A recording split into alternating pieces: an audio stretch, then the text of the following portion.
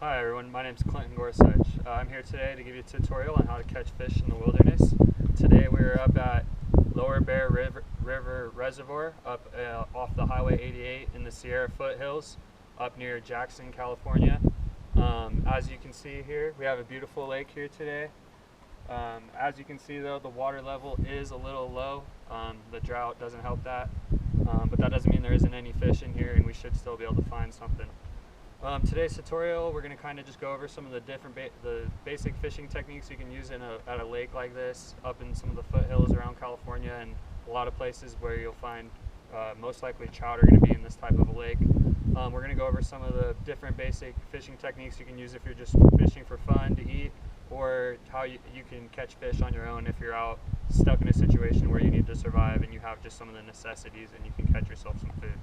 So some of the objectives today that we're going to cover are understanding some of the gear and how you can use it, and some of the gear that you could also just carry in your backpack when you're going on day trips in case you ever are in a situation where you need to catch yourself some food.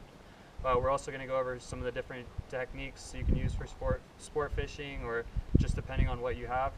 And also we'll go over some of the different techniques on how you can clean and process your fish and get them ready so that you can eat them. So alrighty, let's head on down to the water and get to it. Alright, so one thing I do want to go over real quick is you always want to be careful when you're fishing. You're dealing with fish hooks and they can do a lot of damage. You can get it in your eye, stuck in your arm, finger, anything. So you just always want to be careful and realize that you are working with a really sharp object. And also you're working right next to the water, so you could very easily fall in if you misplace your foot, step, or whatnot. So after that, I'm going to go over now how some of the basics you can carry with you in your everyday pack that allow you to fish if you're ever stuck in a situation. And all you really need is some fishing line. I already got a hook tied on there. That's just how I keep it. And a bobber, and I've already found a worm. So that's what we're going to use for bait. As you can see, we got the worm right here, a bobber, and some fishing line with the hook tied to it.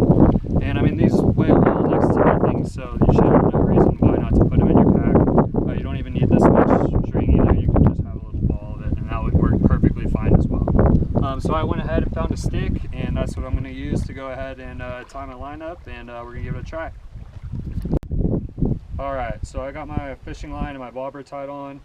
Got my hook with my worm on here, a few feet of slack in between so that it can dangle down. And we're just going to go ahead and throw it out there, let it sit out there, and hopefully we'll catch a fish.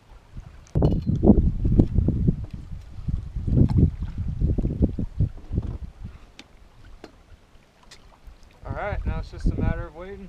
Wait till that bobber goes down and hope you get something. Alright, so we got one on here.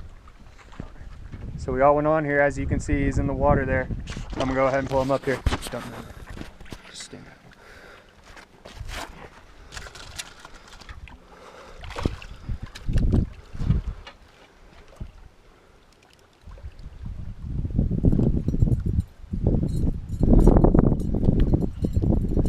There's a nice trout right there. As you can see, somehow he got snagged underneath his belly there. He didn't take it in his mouth. So what you want to do once you have the fish on your line, you want to get your finger in his mouth to hold him secure. And remember, always keep an eye out for that hook. You do not want to get hooked. He's a feisty one.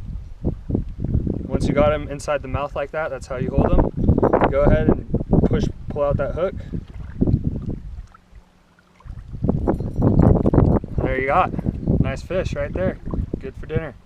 So for this setup, I was actually using my fishing pole. I didn't catch one on the bobber setup. This one I just had a flasher on there with a hook and a worm, and went ahead and just threw it out there and reeled it in, and he went for it. So we'll go ahead and put this guy on the stringer, see if we can't get any more, and then we'll go ahead and process them and get them ready for the barbecue. Alright, so we were able to catch 3 fish today. We weren't able to catch any on our bobber setup. It was just too windy today. It was just pushing our bobber right into the shore. Would have been better if we got out a little earlier before the wind hit. But nevertheless, we'll continue to show you how to process the fish that you do catch in case that you do.